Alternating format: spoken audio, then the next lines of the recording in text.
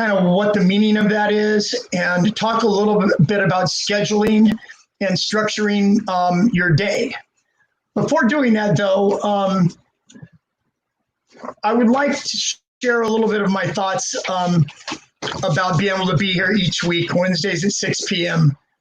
Last Thanksgiving, my brother Dave and his lovely wife, Leslie, over Thanksgiving dinner, Leslie tells me, she goes, you know what, Greg, she says, you know, there is a really big need for some of the people that I counsel and some of the people that are in our church for substance abuse recovery and substance abuse information. And so, you know, I really, really like that. It really, really got my juices flowing. So I want to share a little bit about my brother David. So my brother David has been there for me several times in my life. I'm grateful for my brother David. I'm humbled for my brother David. And I really, really love my brother David. He is always, my entire life, I started using in 1977. I started by smoking a joint, and it kind of took off from there. But whenever I got addicted, my brother David has always had, he's always loved me, but he's always had really, really appropriate boundaries with me. I guess you could say that my life really started to unravel when I started having legal problems. And in particular, in 1983, 1984, I ended up going to Nevada State Prison, finishing up a 5-year bit in the Nevada State Prison. And at that time, my brother Dave reached out to me and made it possible. He paid my entry fee into a drug and alcohol program. Actually, 1987, he paid my entry fee into a drug and alcohol program that I actually started working at as an intern 12 years later. Go figure. So anyways, he did that for me. He paid the entry fee for me. I went to the program, stayed there for 6 months, stayed clean probably for another 6 months after getting out of there. And before long, I relapsed again. No changes of friends, no changes in my behavior. And so I talked about relapse prevention last week, guys. And relapse does not have to necessarily be a part of your program, but for 50 to 60% of the folks that go into recovery and they try to be clean and sober, 50 to 60% do end up having a relapse. After that, fast forward 10 more years. It's really funny that it was 10 more years later. Now we go to 1997. My addiction continued in late 80s. In 1991, I was on the streets of Las Vegas, a heroin addict, went to the hospital. 2 months I was in the hospital with pneumonia. And during that time, I had no life. If I left the hospital, I was basically going to be left for dead. I would have went back out and I would have started using again, no doubt. And so anyways, my mom orchestrated a thing behind the scenes and was going to fly me back home to California where my family, my sister, and brothers and parents were, so I could try to, get my life together. But it was that time again, 10 years later, that the hospital shuttled me to the airport, McCarran Airport in Las Vegas. And when I arrived there at the airport in McCarran Airport in Las Vegas, my brother David was there to meet me outside of the cab. And little did I know that he was going to be there. And he personally wheeled me through the airport and onto the plane. And at that time, I really didn't know how serious of trouble I was in. Even weighing 124 pounds still didn't really register to me totally. And, now looking back to that time in 97, I would say I was probably 50-50 at best, as far as that goes. So anyways, yeah, he did that for me. And so that's why I'm here. Excuse me. That's why I'm here. And that's why I come here each week, 6 p.m. David has given me a platform that I would be able to share. So hopefully you can get something out of this. Okay, what is meant by living one day at a time? It means to focus on the present moment and not to worry about the past or not to fear the future. So you're making a commitment to live one day at a time. And so there are things that go along with that commitment. You don't just say, I want to live one day at a time and just, not use drugs or alcohol. Some people call that a dry drunk.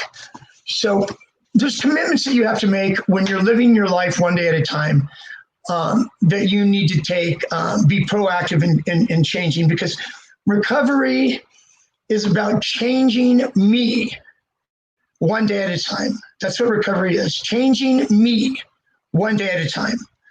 So keeping a positive attitude, taking on a problem, one problem at a time, being good to others, to work on my mental and physical health daily.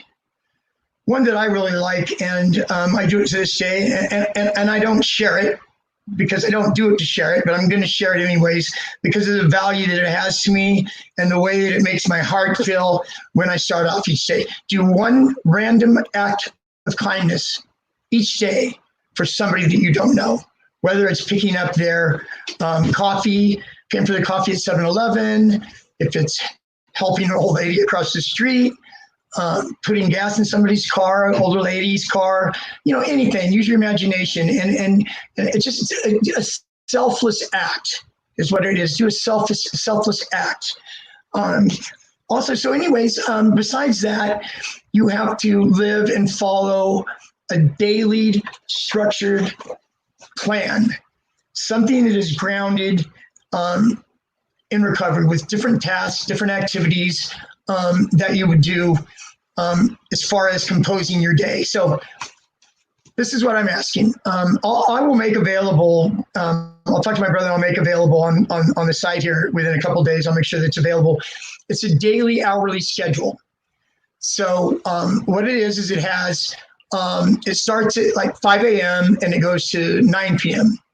and it's segmented in hours. You can pull one of these off the computer yourself and end up filling it in. So what I do is the night before, day before, whenever it is, I'll sit down at night and I will structure out hour by hour what I want my day to look like. So I could stay on task, so I could have structure, especially for those in recovery, especially early in recovery. A lot of people will get clean, go into the hospital to detox, get clean, go into a residential recovery program. Those programs are hospital, inpatient treatment, and even outpatient treatment in a way. But there's outpatient treatment, there's still a lot of hours that are unaccounted for. So your plan, your daily plan is your structure, and it's very important. This is what should be on your plan. What I have in my plan, these are just suggestions. Okay, I want to say this too before moving on. Recovery is not for people who need it. Recovery is for people who want it. And hopefully I'm talking to some of the people that want it.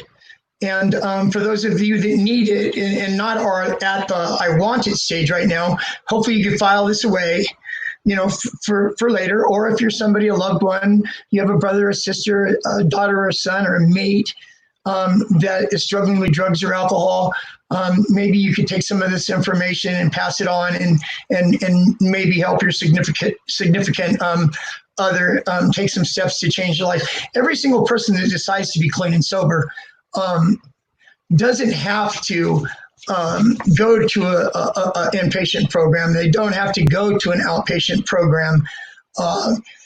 Some people are all right just going to AA or NA. Not everybody's addiction is that strong, or like mine was. And for those of you that have been using for a while and trying to get clean, you would probably be aware of that as well.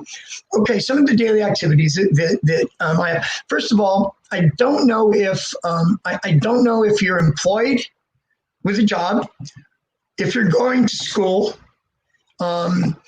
if you have no structure in your life right now, a lot of free time. So obviously, if you're in that later category to where you're not working, you don't go to school, and you're just in your full-fledged drinking and using addiction every day, then put something in the comments if I'm talking about you. And I'm here every Wednesday, 6 p.m. Pacific time. I would love to be able to put something together for you and give you some suggestions on how to structure your day, and maybe talk to you about maybe getting into a program depending upon where your addiction is at the time. Okay, guys, so what I do is in the morning, these are some of the things I've done myself, and I'll share a little bit as I go through these, and just give you a personal, excuse me, and just give you a little personal bent on what I did, what worked for me, but also taking into mind that what works for me might not necessarily work for you. But these are just these are suggestions, okay? Because remember, recovery is about changing me one day at a time. And how do I change me? I mean, I can't just say, oh, I don't want to drink or use anymore, and just have a daily schedule and go through it, and not have any kind of like recovery related activities or any kind of like self-improvement activities going on. You're not going to get a lot of growth there. Okay, so to start out with, I said you go from 5 to 8, whatever your schedule is like, whatever time you get up in the morning. Say you get up in the morning at 6 a.m. So maybe make a cup of coffee when you get up, and then from 6:15 to 6:45, spend that time reading some self-help literature, reading the Bible, doing some meditation, self-imagery, guided imagery, just some quiet time to start your day for the first 30 minutes. It can be longer if you like. It could be 45 minutes, an hour. It could be 15 minutes if that is all that you have. So make sure that there's 15 to 30 minutes of that quiet time for yourself. Also, you should put in your daily schedule some form of exercise, some form of moving your body, of moving your muscles, of breathing in and breathing out. And I say 30 minutes, at least 30 minutes plus. 30 minutes is okay, but an hour is better. 30 minutes is okay, but an hour is better. And I don't want the 30 minutes, lifting weights and all that. The 30 minutes needs to be breathing, sweating, in and out, aerobic exercise that gets you sweating a little bit, that gets you engaged in a little bit. And then you can throw the weights and stuff in there too. Okay, also, I would recommend that you put in 30 minutes plus. Hour would be better, 45 minutes would be better, but 30 minutes plus of reading. Reading is great for you. It's great for your mind. It engages your mind. Self-help stuff, AA stuff, spiritual stuff, Bible verses, whatever it is that you like to read, whatever it is that feeds you, whatever it is that you want to learn, read 30 plus minutes. I kill two birds with one stone a lot of the time in the past, where, I was training for a marathon. So I was actually on the elliptical or the treadmill 60 to 90 minutes. And I did a lot of my reading. on the treadmill. So anyways, there's that. So also, this is number one right here in your daily schedule. Even if you're employed and you're working 8 hours a day or going to school, you need to make time every day for one 12-step meeting. It could either be AA or it could be NA. AA is an hour, NA is an hour and a half. It reminds you who you are. It reminds you of where you're at in your life and your purpose, that I am a man or a woman in my recovery right now. And it's an integral part of this structured daily program for you. Along with it, immediately get a sponsor. I've worked in the field for 20 years, and I've had, there's been a requirement of people, in my group that they get a sponsor. And just talking to people in life that are in recovery that need to get a sponsor, you wouldn't believe 3, 4, 6 weeks on, I haven't found the person I like yet. I haven't found the right person yet that I really connect with. Listen, the very first thing that you need to do when you start going to meetings is you need to raise your hand. You need to tell them your name, how much clean time you have. And it's been highly recommended that I get a sponsor. You've heard the term temporary sponsor. It could be a temporary sponsor in the beginning, but get a sponsor. You need a sponsor, somebody to, that will walk beside you, somebody that will, help you and give you suggestions for all these feelings and emotions that start to come up for you when you're a week clean, 10 days clean. All these feelings and emotions are coming up now that we're stuffed down and we're frozen and medicated by whatever your drug of choice was. And when we stop using or drinking, we started feeling those feelings again. And it's okay to feel those feelings again, but you need somebody by your side. To get the immediate sponsor is a huge insurance policy, guys. So I highly recommend that. Along with the sponsor, I've had several talks already, if you've followed any of my Wednesday 6 p.m. shares, about 12-step programs and about the meaning of different facets of it and what are they for and what is a sponsor for. A good sponsor, what I would recommend to look for right away, like I'm telling you now, don't say I haven't seen the right sponsor in 4 or 5 weeks and that's why I haven't got one yet. Get one.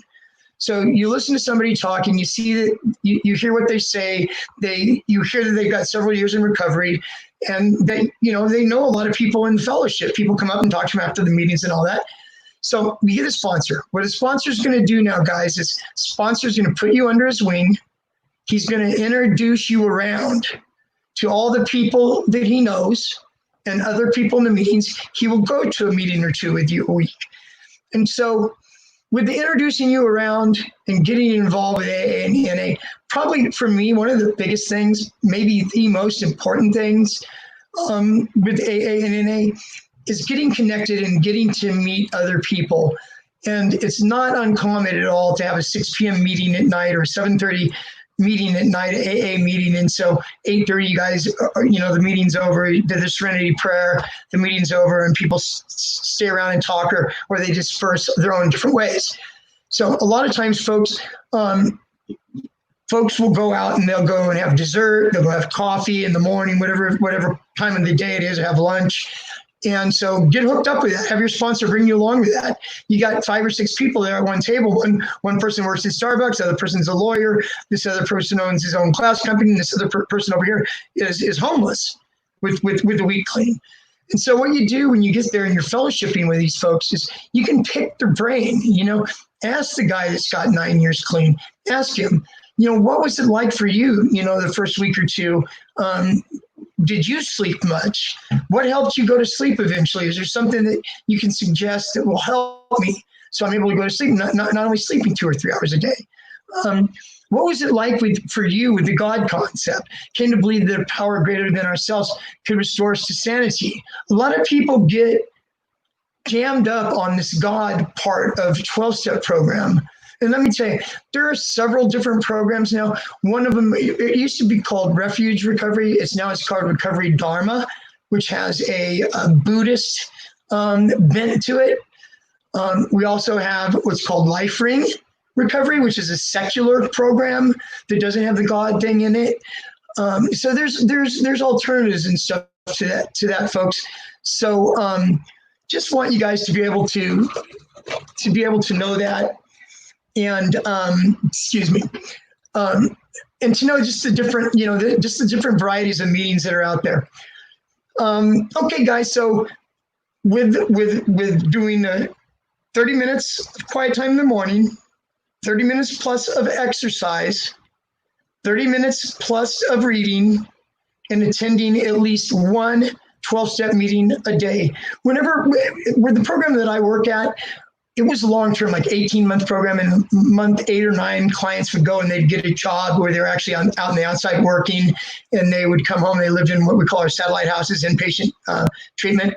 And there was a few requirements of them then at that time. And one of it was to go to at least 3 12-step meetings a week. They also had 3 groups a week, to have a 12-step sponsor and have a clean and sober social activity. It wasn't uncommon for clients to finish out their program and move to what we call into aftercare, where they've completed the whole entire program. And part of their discharge plan, their aftercare plan, was to do 90 and 90. These are people that got 18 months clean, by the way. So if you don't know the concept of 90 and 90, 90 and 90 it means I'm going to do 90 meetings in 90 days, because they have identified that as being really, really crucial and important to their ongoing recovery. So that is my take tonight on scheduling and one day at a time. I hope this was helpful for you. I'll make sure that I have my brother put up on the recovery link the daily, hourly schedule that I talked about. And in the meantime, go on the computer, print one out, and try it out and see how it goes. Okay, thanks for listening. I will see you guys here next Wednesday, 6 p.m. Pacific time. Thank you.